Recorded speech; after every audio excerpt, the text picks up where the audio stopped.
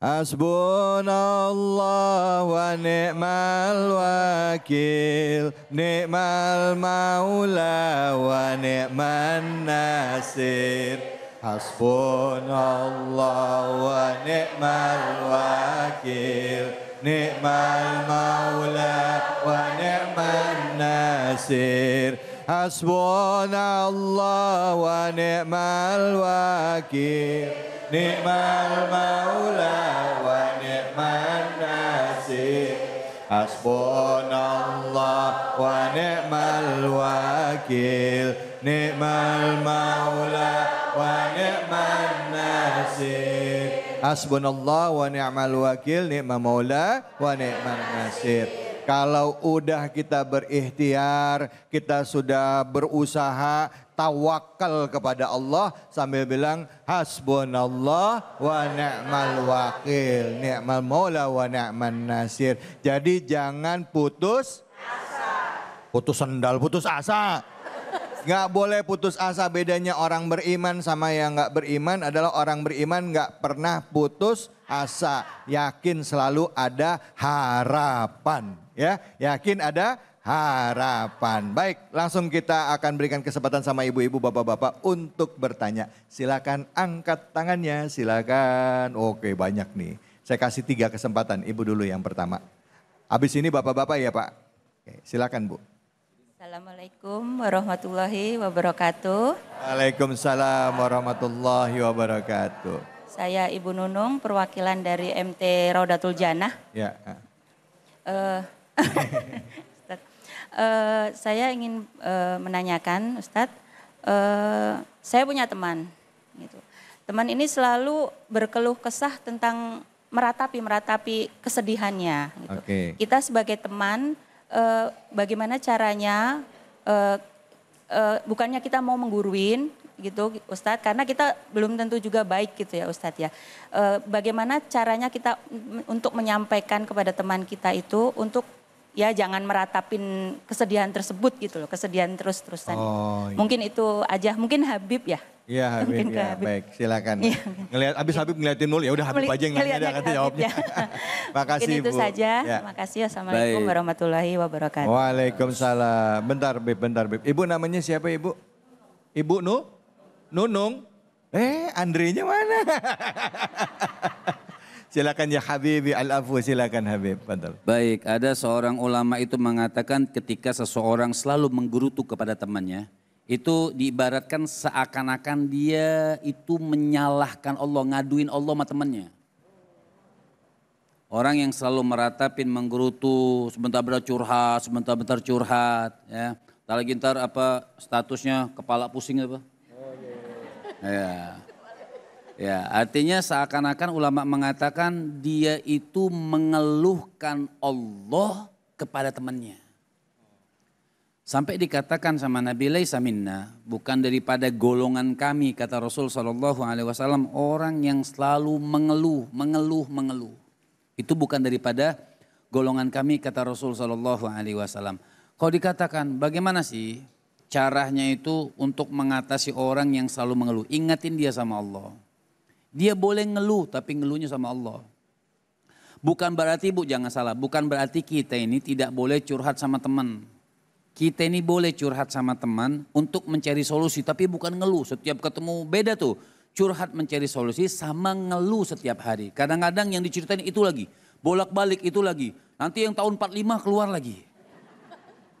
Ini namanya orang yang mengeluh. Orang yang mengeluh tidak akan ditolong oleh Allah Subhanahu wa taala. Seakan-akan memang dia punya sangkaan buruk. Kan kita tahu, ibu-ibu pengajian tahu yang hadis Gus yang dikatakan ana inda dhanni abdi bi, aku ini bagaimana sangkaan hambaku terhadapku. Kalau dia ngeluh-ngeluhkan aku terus ngeluh-ngeluhkan aku, ditambah sama Allah Subhanahu wa taala. Dia mengeluh susah, ditambah sama Allah Subhanahu wa taala. Jadi mengeluh itu bukan dari seakan-akan bukan daripada umat baginda Nabi besar Muhammad Sallallahu alaihi wasallam. Karena Nabi mengajarkan seseorang itu dengan keyakinan, ayo fatawakkal 'ala Allah, ayo bertawakal kepada Allah Subhanahu wa taala. Apapun yang diberikan oleh Allah Subhanahu wa taala, apapun yang diputuskan oleh Allah Subhanahu wa taala, apa yang harus kita jalani, kita jalanin. Kan hadis daripada Nabi SAW, man tawakkala haqqa tawakkulihi Siapa orang yang bertawakal kepada Allah Subhanahu wa taala, betul-betul bertawakal kepada Allah Subhanahu wa taala, itu akan diberikan razaqahu kama yarzuqu tayra. Seperti Allah akan memberikan dia rezeki, seperti Allah memberikan rezeki burung yang keluar daripada sarangnya, lapar, pulang kenyang. Ini ada debat sebenarnya, masih ada waktu. Ada debat sebenarnya antara Imam Syafi'i sama Imam Malik. Ya. Imam Malik bilang, oh kata Imam Malik orang cari rezeki itu tidak butuh keluar, santai aja. Gak perlu ikhtiar. Kalau Imam Syafi'i gak ikhtiar.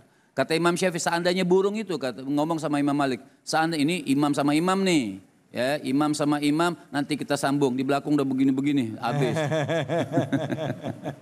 Gak bisa, Bib. Selesain dulu ceritanya, kepotong. Biar singkatnya seperti ini. Artinya Imam Malik bilang santai aja. Imam Syafi'i, seandainya kata dia nggak keluar daripada sarangnya, dia dapat makan nggak? Imam Malik senyum. Enggak, satu saat Imam Syafi'i ketemu orang lagi manen anggur. Yeah. Manen anggur, Yeah. Imam Syafi'i bantuin dapat anggur. Dia cari tuh Imam Malik untuk ngasih anggur. Yeah. Kata Imam Syafi'i, seandainya aku nggak keluar rumah, nggak lihat orang manen anggur, itu engkau nggak akan makan anggur, aku tidak akan dapat anggur. Yeah. Kata Imam Malik, dari pagi saya nggak keluar rumah, dapat anggur. Ada yang nganterin lagi ya. Yang nganterinnya imam lagi ya kan. Masya Allah Salim Muhammad. Masya Allah. Baik. Jangan mengeluh, Masya semua Allah, ada jangan jalannya. mengeluh. Baik. Terima kasih banyak Habib. Bu.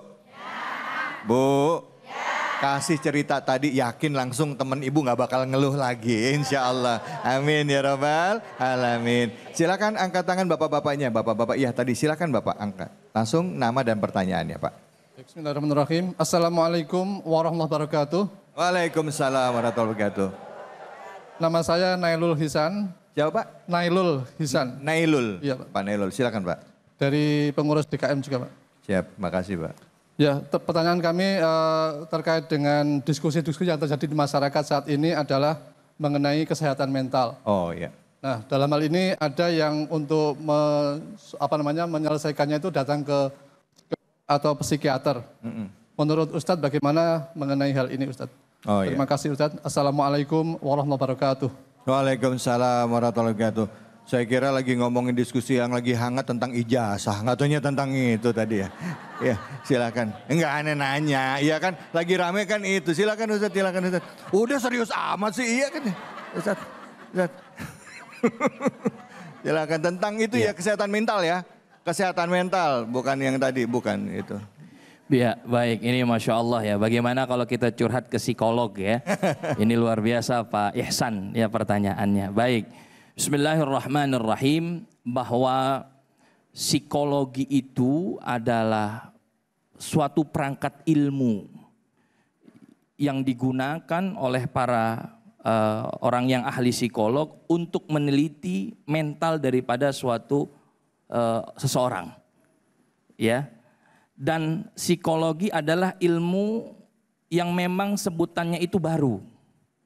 Sedangkan itu pun tidak jauh ya, dan juga diambil masadirnya, rujukannya dari Al-Quran dan hadis baginda Rasulullah Sallallahu Alaihi Wasallam.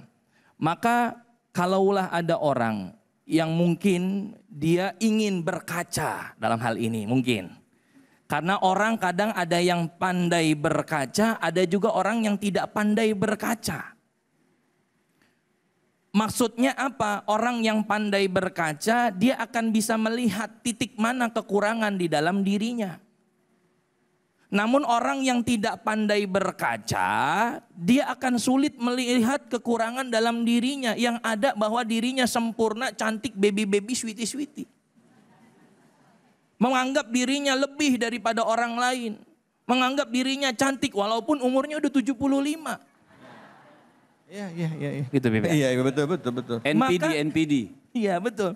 NPD ya. Maka boleh saja kalau memang dia datang ke psikiater namanya ya, psikolog, karena saya punya kakak ipar juga dia adalah master psikologi. Boleh hukumnya kalau kita datang ke sana curhat, melihat apa potensi dalam diri ini yang nanti bakal jatuhnya buruk. Mana potensi diri yang memang bisa dibangkitkan untuk jauh lebih baik menghadapi masalah-masalah yang dihadapi itu boleh. Kenapa? Karena sifatnya itu secara tertutup. Yang kagak boleh benar yang dikatakan Habib. Apa? Curhatnya ke media sosial. Dikit-dikit update status, mau makan update status, mau minum update status, nganter anak Update status. jatuh dari motor. Update status. Di zaman sekarang kan begitu, Bib. Bener ya, Bib ya? Dikit-dikit update. Satu. Orang kecelakaan yang dikeluarin apa? HP. Bukan ditolongin dulu. Lah jangankan itu Ustaz. Apa? Makanan baru datang, mau makan bukan baca doa. Tar dulu, foto dulu. Nah, Tulisannya, hadza min fadli rabbik. baru Iya, doa kan, ya. bener.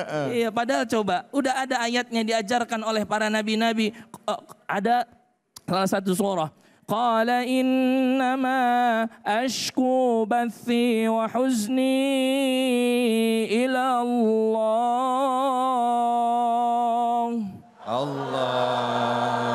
Kalau kita gegana, gelisah, galau, merana, jangan lupa curhatnya kemana? Yang pertama, ke Allah Subhanahu. Karena orang yang dia curhat ke media sosial nggak bakal dapat solusi. Iya, iya. Kalau yang baik ngelihat status kita, doain kita kecelakaan.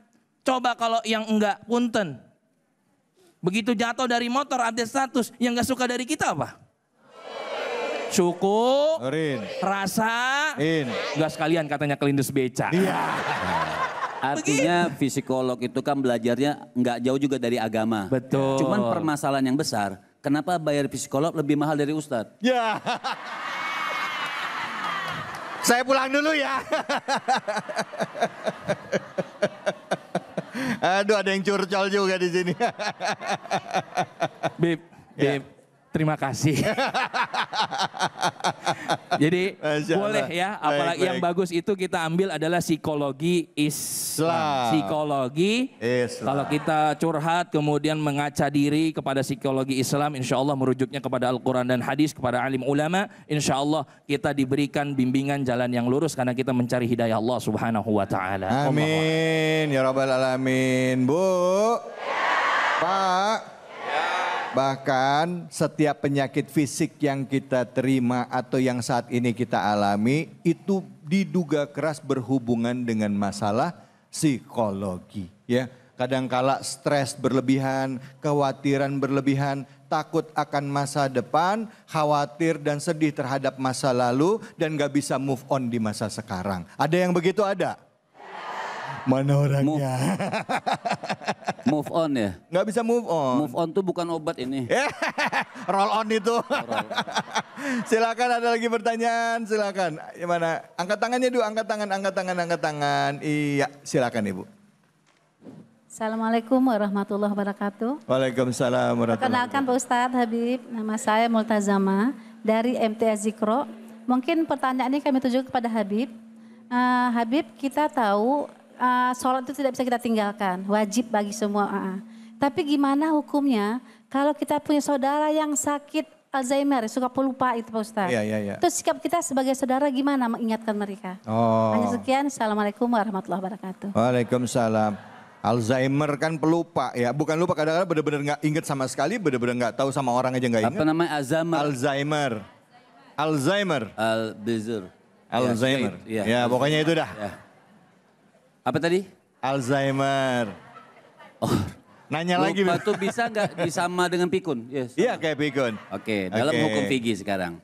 Sholat itu wajib. Kita sih nggak bahas orang yang pikun. Orang yang pikun itu jawabnya singkat. Selama dia ingat dia wajib sholat. Selama dia nggak ingat dia nggak wajib sholat.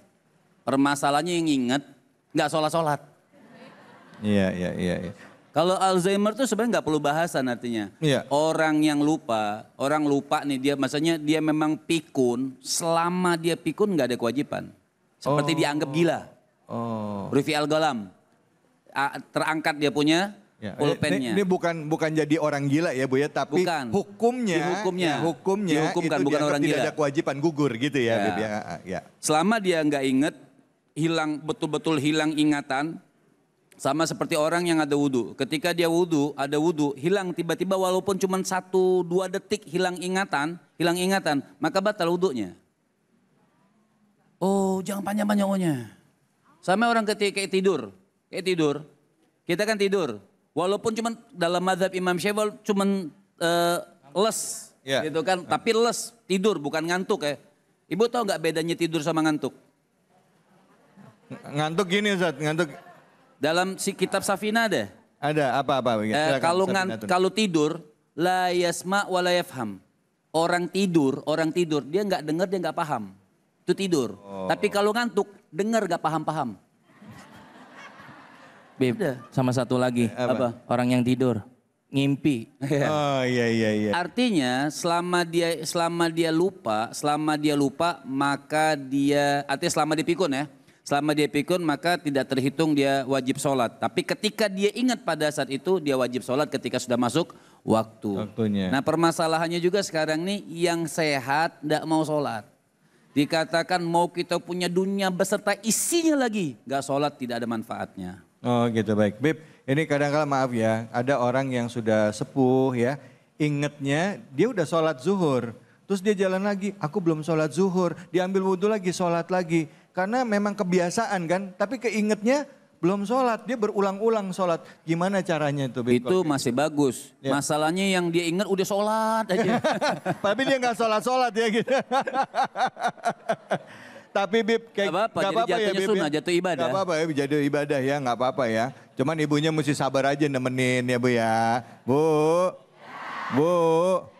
sama orang tua harus sabar, harus penuh kasih. Seperti orang tua kita ngurusin kita ya. Namanya juga orang tua kita kondisinya sudah tidak seperti dahulu. Baik, jangan kemana-mana, kita akan lanjut lagi tetap di sini di Cahaya Hati Indonesia.